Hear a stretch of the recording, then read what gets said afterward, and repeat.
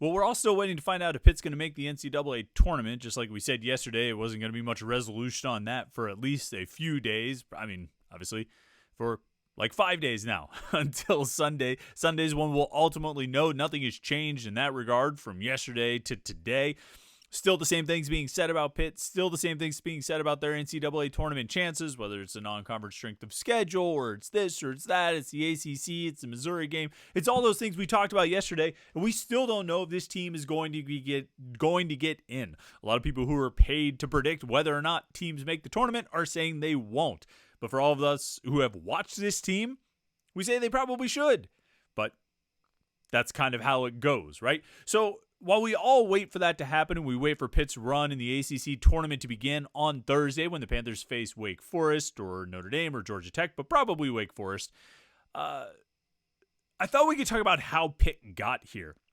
How Pitt ended up in a spot where they're 21-10 overall, 12-8 in the ACC, 4th in the conference, the number 4 seed entering the conference tournament, winning 11 out of their last 14 games, and positioning themselves as what I would say is one of the hottest teams in the country. A team that legitimately seems like it should be an NCAA tournament team, makes a compelling case for the eye test with some numbers backing it up versus sort of the straight metrics look at things, the straight resume metrics look at things. How did they get here? I think there's 3 key turning points that got Pitt here from where they were, not just at the start of the season, but at the midpoint of the season. 3 key points on the schedule, 3 key points in the season. Some of them you can probably guess what I'm going to say. Some of them maybe you're a little less sure of. I think there's 3 key points that got Pitt to this point, as we use the word point way too many times. But that's what we're going to do today. We're going to talk about Pitt's path to its current state heading into the ACC tournament. That's what we're discussing here on the Tuesday edition of the Morning Pitt on youtube.com/Panther-Lair.com. Yeah, it's Tuesday. It's the Morning Pitt. It's youtube.com/Panther-Lair.com, and I'm Chris Peak from Panther-Lair.com. You know the website, Panther-Lair.com, Pittsburgh.rivals.com, the most comprehensive source of Pitt sports news on the internet, football, basketball, and recruiting. You find it all at Panther-Lair.com and message boards to interact with hundreds and thousands of other Pitt fans. All day, every day, Pitt fans are on the message boards talking to other Pitt fans about Pitt sports. I think it's the best online community of Pitt fans you're going to find. So if you're a Pitt fan, you like to talk to other Pitt fans, the place to do it is on the message boards at Panther-Lair.com, Pittsburgh.rivals.com. And of course, our YouTube channel right here, youtube.com/Panther-Lair.com, where we put all of our Pitt video content, these morning Pitt videos every day of the week, Monday through Friday. Our weekly live show that we do every Wednesday night at 8 o'clock. Sometimes we move it to 8:30. We had to do that last week, and I think we're going to do it this week. I will let you know for sure tomorrow during the Morning Pitt, and throughout the day we'll keep you posted. Should be a fun conversation, though, as we get ready for the ACC tournament game. And then once that tournament game happens on Thursday, after the game, we'll be live right here on youtube.com/Panther-Lair.com for the Panther-Lair postgame show. The postgame shows are always some of the most fun live streams we do here on youtube.com/Panther-Lair.com. There's the chat screen off to the right. You put your comments and questions. It's like we have a back and forth. It's like a call-in show, just without the telephones. But it's a good time. We have a lot of interaction, a lot of conversation. I always look forward to those, and I think Pitt fans do as well. Some of our more popular some of our most popular live streams and videos that we do here at youtube.com/Panther-Lair.com are the post-game shows, whether during the football season or here during the basketball season. So make sure you tune in for that. It's a lot of fun. And if you want to make sure you don't miss any of our videos, there's a couple of things you can do. One, like this video. That just makes me feel nice and warm inside because you like it. And then subscribe to our YouTube channel, youtube.com/Panther-Lair.com. That makes me feel warm and fuzzy inside as well, but it'll also make sure that you don't miss any of our Pitt video content. So do those 2 things, and we'll all be happy, and we can move on to talking about Pitt sports. I'm going to get to the 3 turning points here in a second, but I did want to real quick touch on the all-ACC honors, which were announced yesterday. Blake Hinson made first team all-ACC. Exactly where he should be. If he did not make the all-ACC first team, I believe it would invalidate the entire history of the award and recognition if you were to leave him off. Not that there was any reason for them to leave Blake Hinson off, other than I think he was second team preseason or something like that. It doesn't matter. He should be a first-team all-conference player. He was a first-team all-conference player. You want to say that he's not the player of the year, that's fine. I'm not going to argue too much with that. RJ Davis is the best player on the best team. I can't argue that at all. I mean, I think Blake Hinson has been awesome. Totally understand why he would not win Player of the Year. You could say he should have gotten more votes or this or that. It doesn't matter. He was first team all-conference as he should be. That's where he belongs. Bub Carrington made the honorable mention, the all-conference honorable mention, didn't make first, second, or third team, but earned at least a handful of votes. I think 12 points or something. You get like 5 points for a first team vote, 3 points for a second team vote, 1 point for a first team vote. I think that's how it works. And he ended up with 12 points, so some combination thereof. And that got him onto the honorable mention list. He was also named to the ACC All-Rookie team. He was third in Rookie of the Year voting behind the kid from Notre Dame, Marcus Barton, something like that. I forget. At first I was like, what? How could Bub not? But I mean, that kid from Notre Dame was really good. I think he scored 30-some against Wake Forest just like 2 weeks ago. Just a little bit of recency there, but he was pretty outstanding all season long.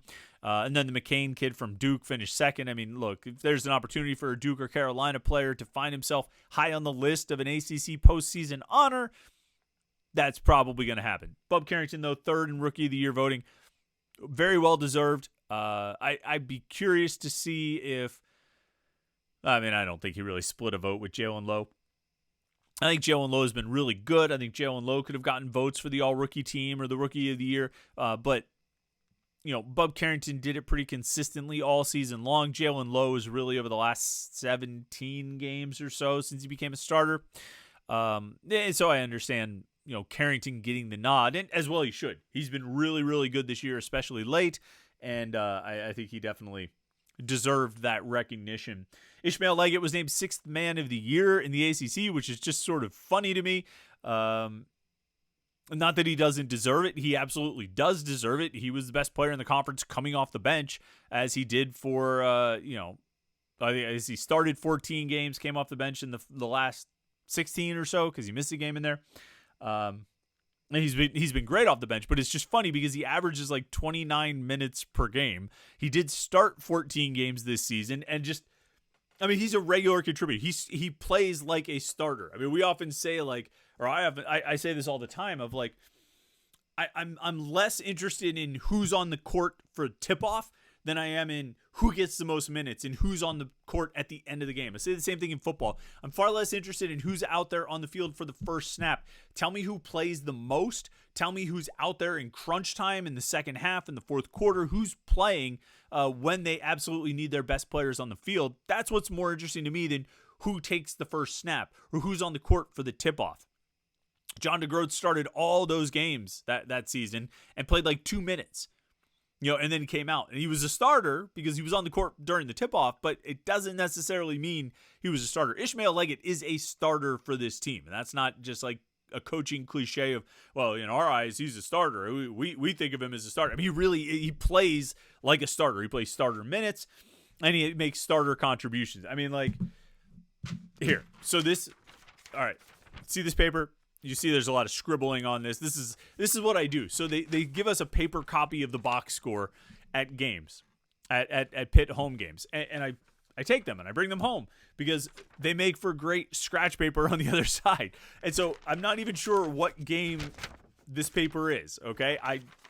It was laying with this side up because I've got the stats for Pitt's, top 4 guys since the Duke game. These are the numbers. I think I referenced these numbers on the Morning Pitt yesterday. I'm going to write about these numbers in an article today on Panther-Lair.com. And this is what I do. I have notes everywhere. I have papers on papers on papers of stuff that, just taking notes that I can reference back to. And so on the flip side of this is a box score. I don't know what game this is. So this is completely random. Let's see what the game is and how much Ishmael Leggett played. It's the Florida State game. Ishmael Leggett played 30 minutes.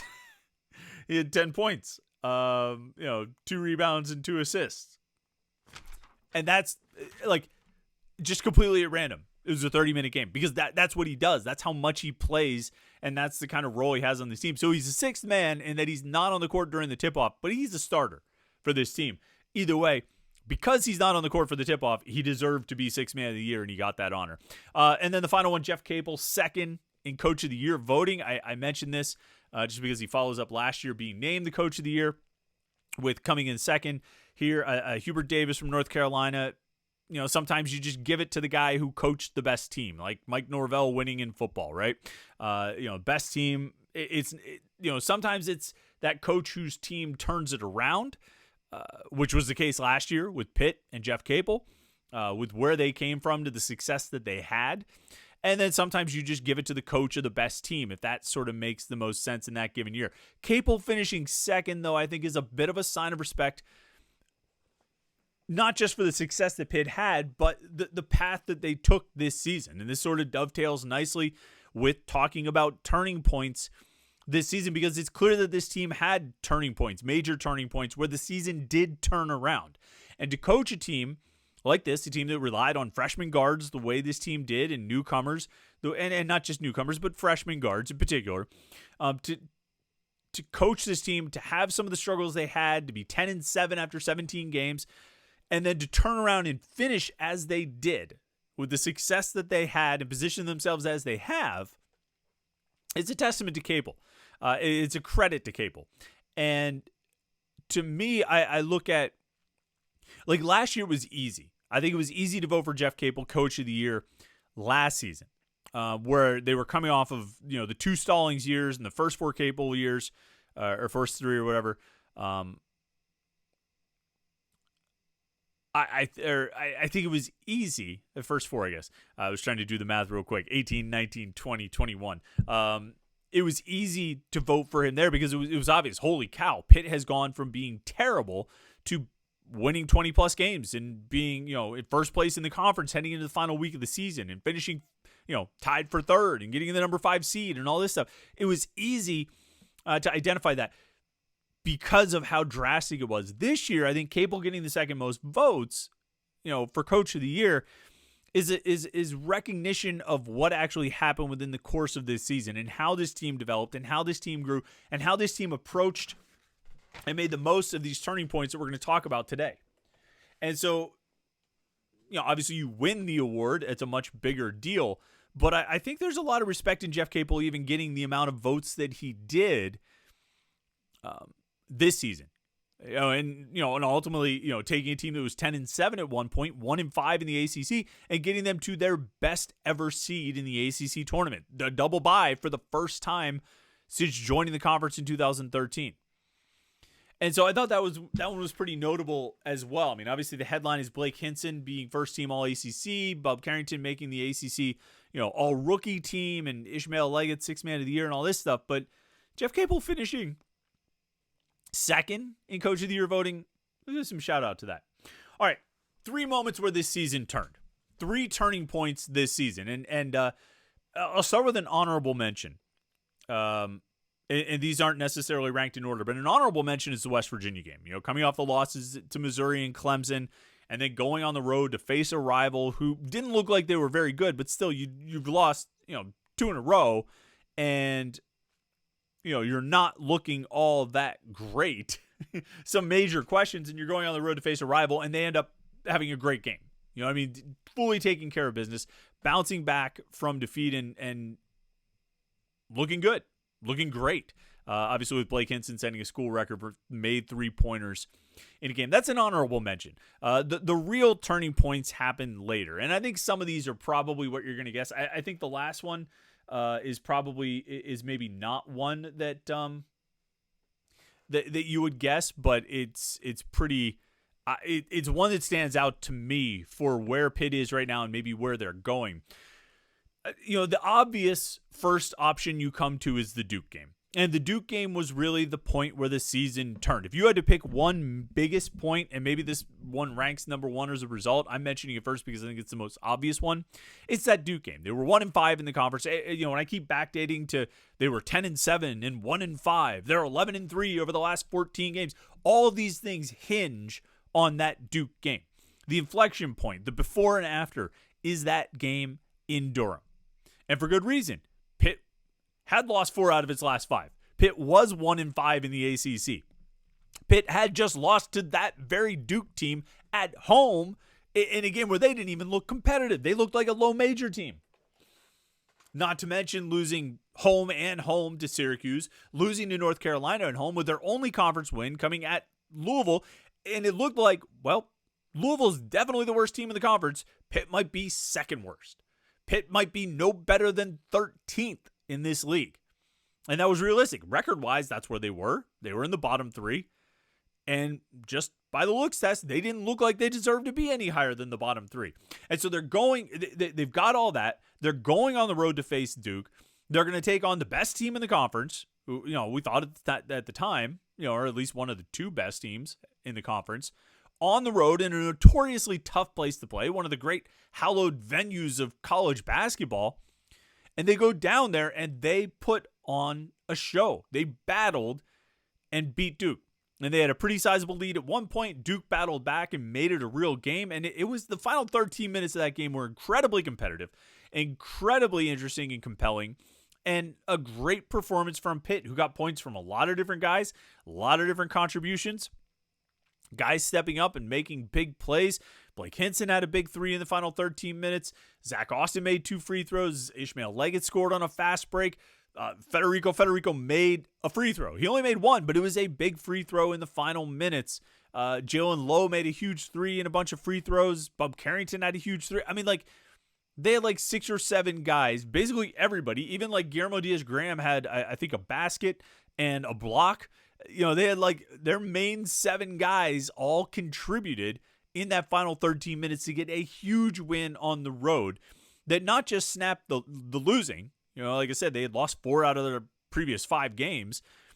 But it also, I think, showed them what they could do and what they were capable of. Not that their confidence was necessarily lacking, but to go to Duke and win that way was huge for boosting them into what they would ultimately do over the final 14 games. That game was number 1 of 14.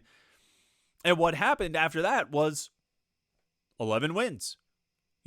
Another huge win on the road when they went to Virginia, bouncing, carrying over the momentum from that Duke game to go and beat Georgia Tech on the road, to not let that Duke game linger too much and cause them to lose focus when they went to Georgia Tech in the following game. And to ultimately close it out. Did they miss some opportunities against Clemson and Wake Forest and Miami? Yeah, for sure. But they were able to take care of business. Otherwise, they didn't lose another game at home. That was the turning point. Wherever this season goes, there won't be any retrospective if this season ends up being a good one, that's the point. That's the game we'll point to. No, we're already pointing to that one, partially because this season's already a good one. But we're already pointing to that game as that's the spot where the wave broke and this team really started to roll, where this team found itself, and they've been rolling ever since. The next turning point game was the Louisville game. The game that they won 3 games before that. Their first ACC win and their only ACC win in their first 6 conference games. And I point to that Louisville game, not because they won, but I point to that Louisville game because it was Jalen Lowe's first start. And Jalen Lowe, I think, has been a catalyst. When I did the 4 factors of production for this team, and I equated Blake Hinson, Jalen Lowe, Bub Carrington, and Ishmael Leggett to the 4 factors of production in economic terms of labor, capital, land, and entrepreneurship. And I land is Blake Hinson, because you can't have anything without land. You need the land, and capital is labor is I think labor was Ishmael Leggett, because it gets done in so many different ways, and capital is Bub Carrington, because it facilitates and it sets up so much for everybody else, and can really produce in that way. But then entrepreneurship was that, and so people disagreed in the spirit of the conversation that it should be should be Jalen Lowe who's capital, because he's the facilitator. He averages more assists per game and all of that, and he's they're right. Lowe does average 4 assists per game and all that. He does facilitate. But one of the things I liked most about the analogy with the 4 factors of production was Lowe being entrepreneurship, because as I was looking it up and doing a little bit of research, very the most surface level veneer of research I could possibly manage. what drew me to it as a metaphor for these four players was Lowe as entrepreneurship, because entrepreneurship was presented in the stuff I read as is sort of like the secret sauce. Like that one extra magic element that puts the whole thing over the top. That really, that you've got the land, you've got the capital, you've got the labor, but to really bring them all together and to really push it forward, you need that entrepreneurship. And that's what I feel like Jalen Lowe has represented to this team. Pitt is 12-5 with him in the starting lineup. In those 17 games, he's averaging 13 points per game, 3.6 rebounds, 4 assists, and 1.2 steals. He's shooting 41% from the floor, 43% from three, and 85.7% on free throws. His numbers are even a little bit better in the last 14 games. Like since that Duke game, he's averaging a straight 13 points, 3.6 rebounds, 4.3 assists, shooting right around 41% from the field and from three. He's been outstanding. And what they're at a point now where they have 4 legitimate scoring options, and you're not going to get all 4 going on the same night. I mean, it's possible, but it doesn't always happen. And you're not counting on getting all 4 going at the same time. But what you will have is you'll get 2 of them at least in almost every game. At least 2 of those guys will play at a high level. They'll produce, they'll score, and they'll be very difficult for the opponent to stop in every game. If one more catches fire and you've got now 3 guys all scoring at a high level, you're in big trouble. And if you've got all 4 of those guys rolling, you're not going to win. Pitt is going to win. They're like 99% chance of winning if all 4 of those guys are really feeling it and they're in a groove that night. Jalen Lowe gave them a 4th option, and not necessarily to say he is 4th on the ranking of those 4 guys, but it created a 4th option where now Pitt is so difficult to defend because Lowe, Leggett, Carrington, and obviously Hinson can all shoot from outside. Lowe, Leggett, Carrington, and to some extent Hinson can now drive. Lowe, Carrington, Leggett, and to a large extent Hinson can drive to the hoop and finish at the basket, or they can pull up and shoot a jump shot. There are 4 guys who, when they have the ball, they are a legitimate threat to shoot and or score. And that's what Jalen Lowe provided, is that one more guy to be a threat, because Hinson was always a threat. Leggett established himself as a threat.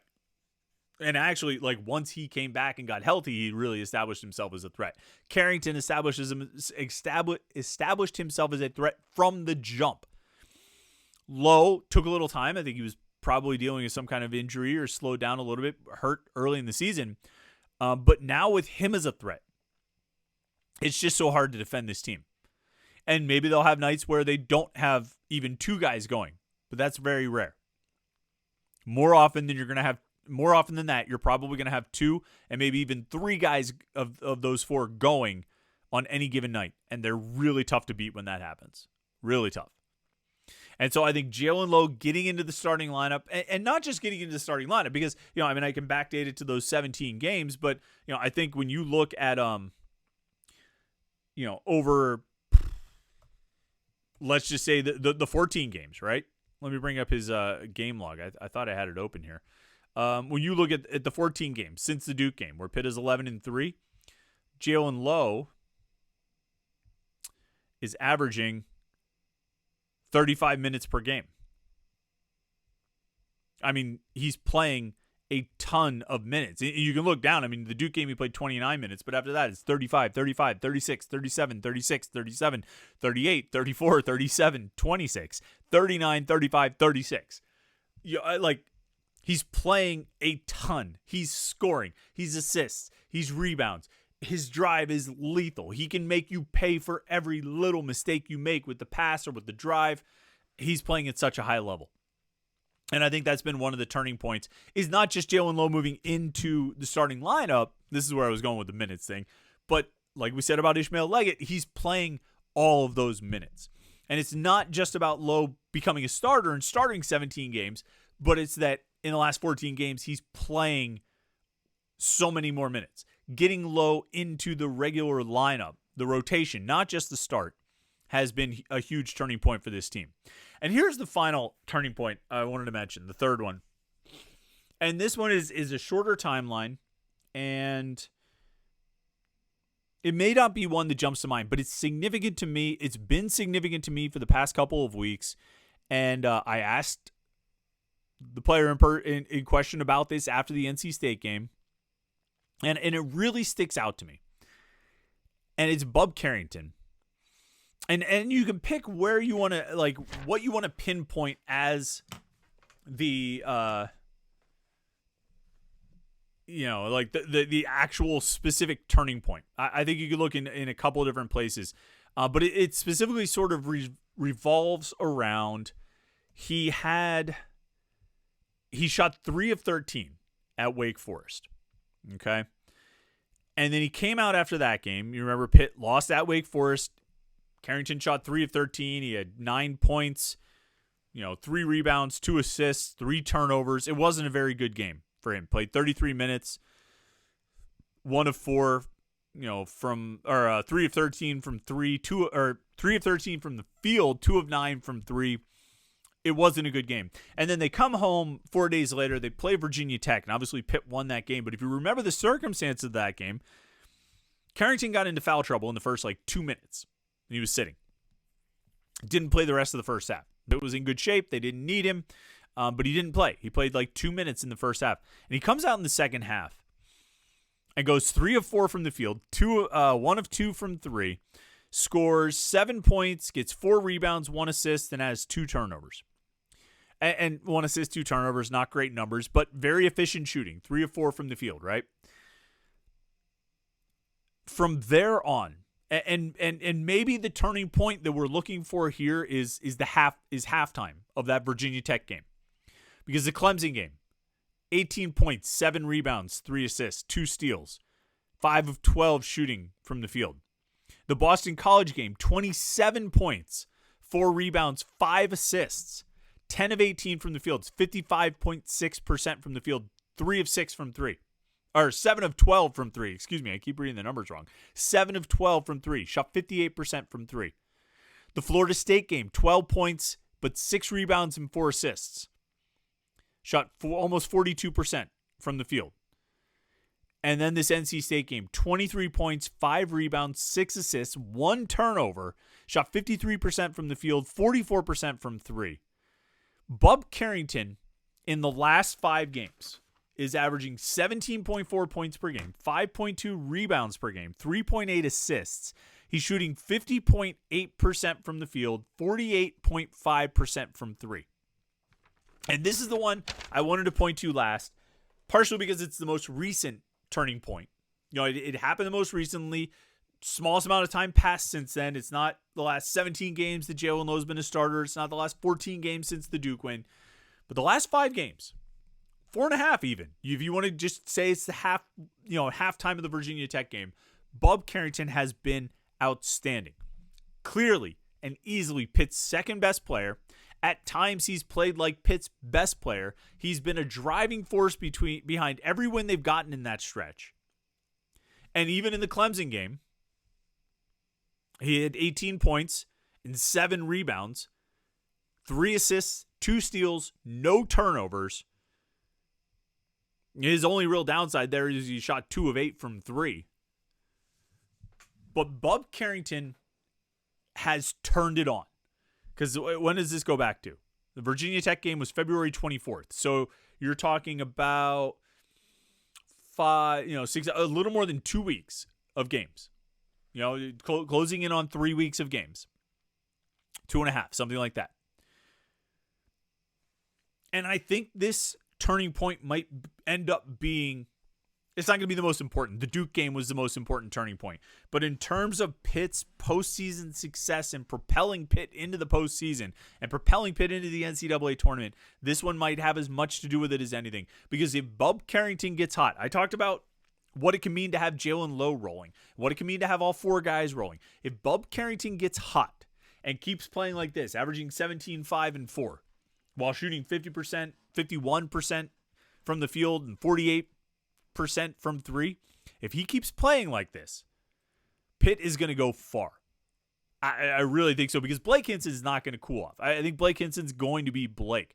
But Bub Carrington has the size, the speed, the aggressiveness to be a catalyst for this team. And if halftime of that Virginia Tech game, or maybe coming out of the Wake Forest game, or whatever you want to point it to, if that really was a turning point for him personally, I think it's going to be huge for this team. I really do. Because if he can play in the ACC tournament the way he played in the final 5 games of the season, they're going to win at least one game, if not more. And if that gets them into the NCAA tournament and he carries that level of play into the NCAA tournament, they're going to win at least one game, if not more. I think his play individually can have that much of an impact on the team. He's scoring, he's rebounding, he's facilitating, and he's shooting efficiently. Pretty hard to dislike any of that.